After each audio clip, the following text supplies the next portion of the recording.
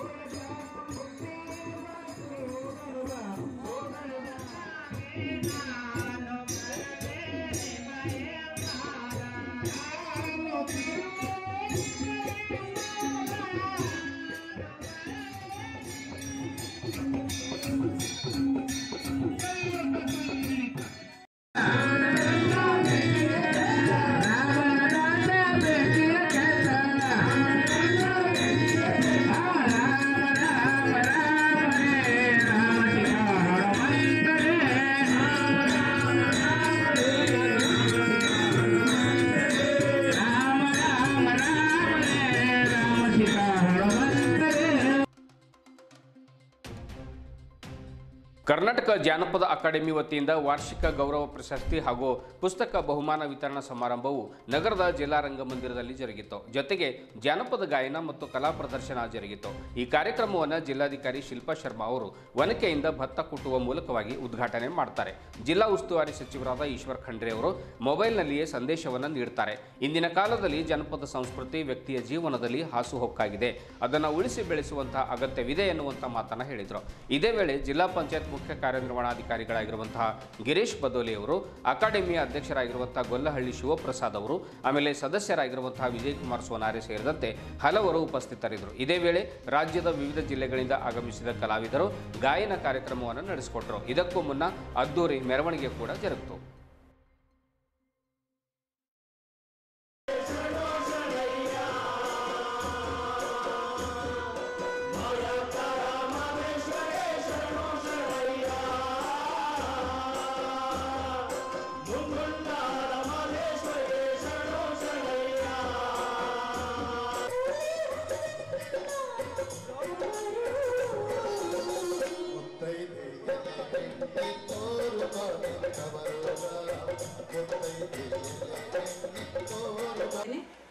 ಹಾಗೆ ನಮ್ಮ ಕನ್ನಡ ಮತ್ತು ಸಂಸ್ಕೃತಿ ಇಲಾಖೆಯ ಸಚಿವರಾದಂತಹ ಶಿವರಾಜ್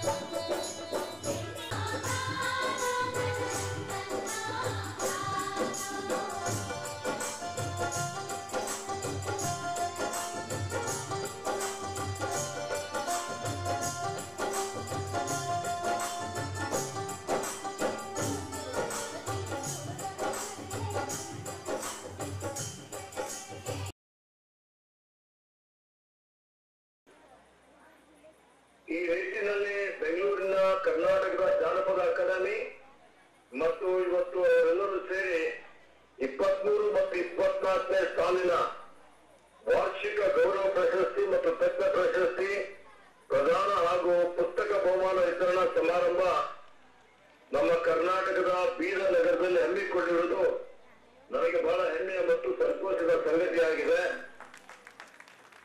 ನಿಜವಾಗಿ ಹೇಳಬೇಕು ಅಂದ್ರೆ ನನಗೆ ಅವರು ಸಮಯ ಕೇಳಿದ್ರು, ಸಮಾರಂಭದ ಉದ್ಘಾಟನಾ ಕಾರ್ಯಕ್ರಮದಲ್ಲಿ ನಾನು ಪಾಲ್ಗೊಳ್ತೀನಿ ಅಂತಾನೂ ಹೇಳಿದ್ದೆ, ಪಾಲ್ಗೊಳ್ಳಲು ಬಹಳ ಉತ್ಸುಕರಾಗಿದ್ದೆ. ಆದರೆ ಶುಕ್ರವಾರ ಸಂಜೆ ಸಚಿವ ಸಂಪುಟದ ಸಭೆ ಇದ್ದ ಕಾರಣ ಮತ್ತೆ ಇವತ್ತು ಬೆಳಿಗ್ಗೆ ನಮ್ಮ ಹಾಸನದಲ್ಲಿ ಆನೆ ತುಳಿಸಿದ ಸಾವಾಗಿ ಬಹಳ ಅಲ್ಲಿ ಕಾನೂನು ಸುವ್ಯವಸ್ಥೆ ಸಮಸ್ಯೆ ಉದ್ಭವ ಆಗಿದ್ದ ಕಾರಣ ತುರ್ತಾಗಿ ಒಂದು ಸಭೆ ಮಾಡಬೇಕಾಗಿತ್ತು. ಆ ಕಾರಣಕ್ಕಾಗಿ ಖುದ್ದಾಗಿ ಹಾಜರಾಗಲು ಸಾಧ್ಯವಾಗಿಲ್ಲ. ಹೀಗಾಗಿ 23 ಮತ್ತು 24ನೇ ಸಾಲಿನಲ್ಲಿ ಅಕಾಡೆಮಿಯ ವಾರ್ಷಿಕ ಪುರಸ್ಕಾರಕ್ಕೆ ಪಾತ್ರರಾಗಿರುವ ಬೀದರ್ ಜಿಲ್ಲೆಯ ವಿಶೇಷವಾಗಿ ಶರಣಾಯಿ ವಾದಕ ಏಸಪ್ಪ ಗುಂಡಪ್ಪ, ಜಾನಪದ ಗಾಯಕ ಮಾರುತಿ ಕೋಳಿ ಸೇರಿದಂತೆ ಇತರೆಲ್ಲರಿಗೂ ಮತ್ತೊಮ್ಮೆ ನನ್ನ ಪರವಾಗಿ ಅಭಿನಂದನೆ ಮತ್ತು ಶುಭಾಶಯಗಳನ್ನು ಕೋರ್ತಾ ಇದ್ದೇನೆ. ಏನು ಅಧ್ಯಕ್ಷರ ಏನೊಂದು ಇವತ್ತು ಕಲ್ಯಾಣ ಕರ್ನಾಟಕ ಭಾಗದ ಎಲ್ಲಾ ಜಿಲ್ಲೆಯ ಜಾನಪದ ಸಾಹಿತಿಗಳಿಗೆ ಕಲಾವಿದರಿಗೆಲ್ಲ ಒಂದು ಕಡೆ ಸೇರಿಸಿ ಒಂದು ಕಾರ್ಯಕ್ರಮ ಮಾಡಬೇಕು ಅನ್ನೋಂಥದ್ದು, ಅದಕ್ಕೆ ಅನುದಾನ ಒದಗಿಸಿಕೊಳ್ಬೇಕು ಅನ್ನೋಂಥದ್ದು, ಅದು ಕಲ್ಯಾಣ ಕರ್ನಾಟಕ ಅಭಿವೃದ್ಧಿ ಮಂಡಳಿಯಲ್ಲಾಗಲಿ ಸರ್ಕಾರದ ವತಿಯಿಂದಾಗಲಿ ನನ್ನ ಕಡೆಯಿಂದ ಏನು ಸಹಕಾರ ಆಗ್ಬೇಕಾಗಿದೆ, ಸಹಯೋಗ ಆಗ್ಬೇಕಾಗಿದೆ, ಅದು ನಾನು ಮಾಡ್ತೀನಿ ಅನ್ನುವಂತ ಒಂದು ಭರವಸೆಯನ್ನು ತಮ್ಮೆಲ್ಲರಿಗೆ ಕೊಡುತ್ತಾ ಇವತ್ತು ಎಲ್ರಿಗೂ ಈ ಒಂದು ನೆಲದ ತೊಗಡಾದ ಜಾನಪದ ಕಲೆ ಉಳಿಯಲಿ ಬೆಳಗಲಿ ಎಂದು ಆಶಿಸಿ ಈ ಕಾರ್ಯಕ್ರಮ ಯಶಸ್ವಿಯಾಗಿ ಆಯೋಜನೆ ಮಾಡಿದ್ದಕ್ಕಾಗಿ ನಿಮ್ಮೆಲ್ಲರಿಗೂ ಮತ್ತೊಮ್ಮೆ ನಾನು ಶುಭವನ್ನು ಕೋರುತ್ತೇನೆ. ಧನ್ಯವಾದಗಳು.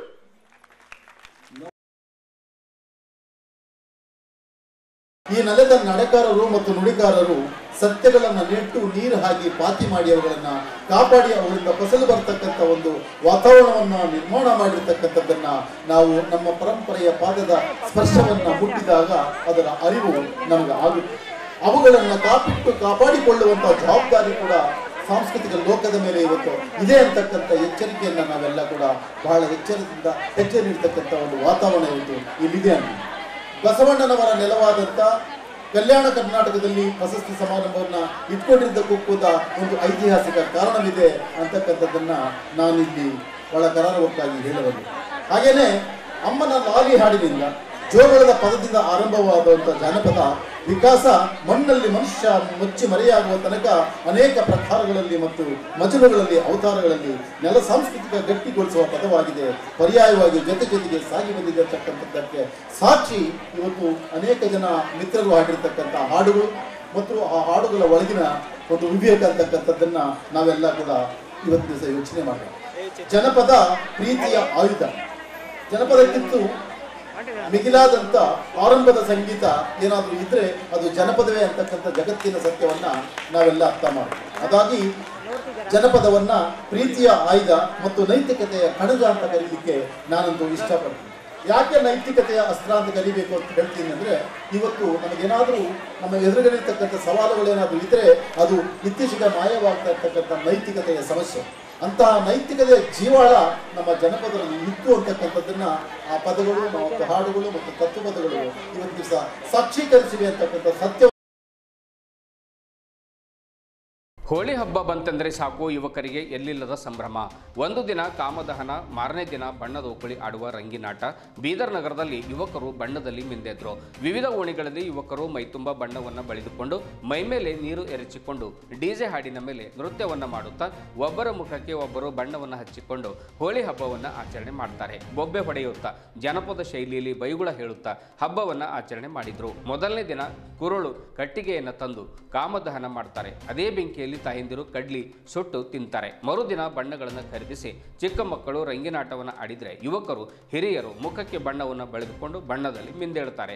ಯುವತಿಯರು ಕೂಡ ನಾವೇನು ಕಡಿಮೆ ಇಲ್ಲ ಎಂಬಂತೆ ರಂಗಿನಾಟವಾಡಿ ಸಂಭ್ರಮ ಪಡ್ತಾರೆ. ಇದು ಹೋಳಿ ಹಬ್ಬದ ವಿಶೇಷತೆ ಕೂಡ ಆಗಿದೆ. ಬನ್ನಿ ಒಂದಿಷ್ಟು ಅದರ ಒಂದು ವಿಡಿಯೋಗಳನ್ನು ನೋಡ್ಕೊಂಡು ಬರೋಣ.